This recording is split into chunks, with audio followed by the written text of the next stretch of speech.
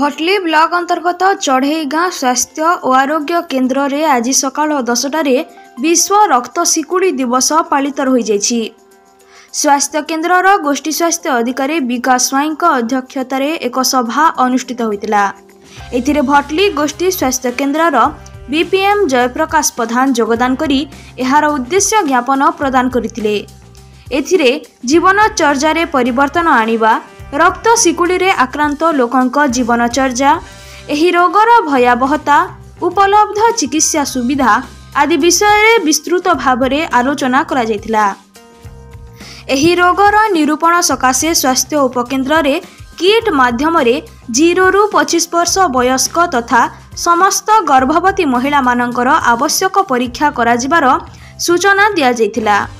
एही अवसर रे सिकिल सेल परिचय कार्ड प्रदान करा जायतिला। एही सभारे एएनएम साकिना बीबी, आशाकर्मी सुनीता प्रधान, प्रेमलता विभार तथा जन आरोग्य समिति चढ़ई गाँव सभ्य सभ्या उपस्थित थिले। सेहीपरि भावरे तालपाली स्वास्थ्य उपकेन्द्र रे विश्व रक्त शिकुड़ी दिवस पालित होइतिला। एथिरे सुपरभाइजर सनातन नाग अध्यक्षतार एक सभा अनुष्ठित होइतिला।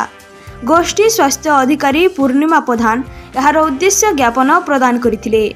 अन्यमानंक मध्यरे एएनएम अयोध्या बंचोर, आशाकर्मी देवकी बिसी, अंजलि मेहेर, दशमी तंती, योगा शिक्षक सानंद बढ़ई प्रमुख उपस्थित रही सहयोग करथिले।